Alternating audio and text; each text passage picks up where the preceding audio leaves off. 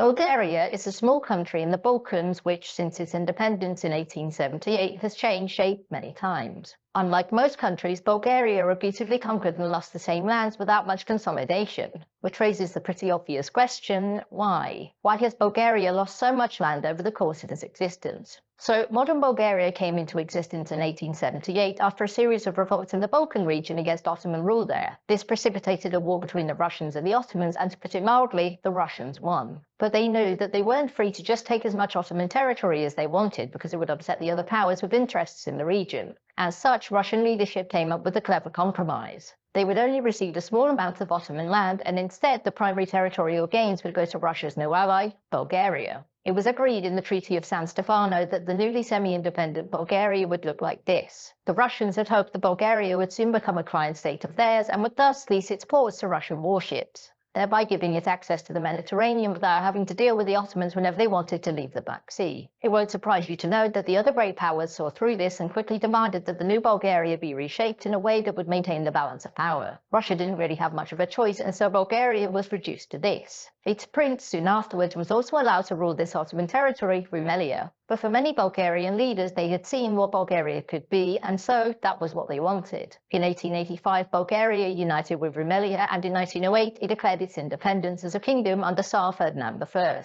And Ferdinand had one simple objective: rebuild Greater Bulgaria. And there was only one way to do this: politely asking, also war. And boy, was there a lot of war to come. The first was in 1912, when these nations, despite their long-standing dislike of each other, teamed up to force the Ottomans out of the Balkans. This war, called the First Balkan War, went very well, and the Ottomans lost these lands, with these going to Bulgaria. Naturally, this buoyed the Bulgarian mood. So this military winning streak was obviously going to continue. Bulgarian leadership had decided that it hadn't been given enough during the previous war, and that both Greece and Serbia were holding on to lands that weren't theirs. As such, 2 months after the First Balkan War had come to an end, Bulgarian troops attacked Serbia and Greece. This didn't exactly go to plan, and when Bulgarian forces got bogged down, Romania capitalized and marched south with little resistance. Again, sensing weakness, the Ottomans invaded from the south, and losing a war on 4 fronts meant that the Bulgarians had no chance. In the peace negotiations, the Bulgarians gave these lands to Serbia, Romania, Greece, and the Ottomans, which really soured the Bulgarian national mood, since who knew when the next opportunity to retake these lands would present itself. Fortunately for Ferdinand, not Franz Ferdinand that is, the next year saw the start of World War I,